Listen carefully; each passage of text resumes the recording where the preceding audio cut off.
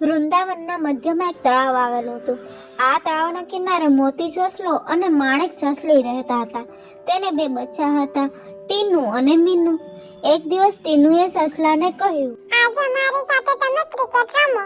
કાલે ઉંદરને એ બધા પણ અહીં ક્રિકેટ રમતા હતા. ટીનુ અને મીનુની જીદથી મોતી ક્રિકેટ રમવા તૈયાર થયો. ટીનુ ખૂબ સારું ક્રિકેટ રમતી હતી. થોડી વાર રમ્યા પછી ટીનુએ દડાને જોરથી ફટકો મારતા દડો તળાવમાં પડી ગયો. સિક્સ સિક્સ એમ બોલીને ટીનુ ઘણી હરખાઈ છે, પણ મોતી મુશ્કેલીમાં મુકાઈ ગયો. તળાવમાંથી દડો કાઢવો કઈ રીતે? તેને તો તરતા આવડતું ન હતું. સૌ પ્રથમ તે તળાવ કિનારે રહેલા કાસબાને વિનંતી કરતા કહેવા લાગ્યો કે, કાસબાભાઈ, મારો દડો તળાવમાંથી લાવી આપો ને. કાસબો કહે કે, અત્યારે હું આરામ કરું છું, મને ડિસ્ટર્બ ના કર. એમ કહી તે તો ઊંઘી ગયો. પછી મોતીએ મગરભાઈને કહ્યું, મગરભાઈ, મારો દડો તળાવમાંથી કાઢી આપો ને. ક્રિકેટ રમતા તે તળાવમાં પડી ગયો છે. મગરે જવાબ આપ્યો, મને અત્યારે ખૂબ ભૂખ લાગી છે.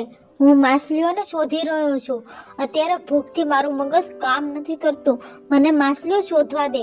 ખોટો અવાજ ના કર, તારા અવાજથી માછલીઓ ભાગી જાય છે. તળાવની વચ્ચોવચ હાથીભાઈ નહાતા હતા.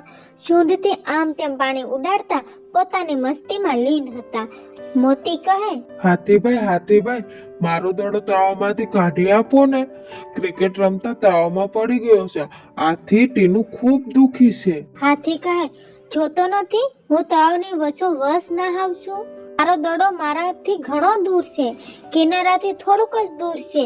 હું નહાઈને કિનારે આવું ત્યારે તને દડો કાઢી આપીશ. અત્યારે મને પાણીમાં સારી રીતે નહાવા દે. મોતી ખૂબ નિરાશ થઈ ગયો.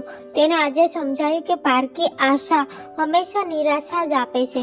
બીજા ઉપર આશા રાખીએ તો નિરાશ થવાનો જ વારો આવે.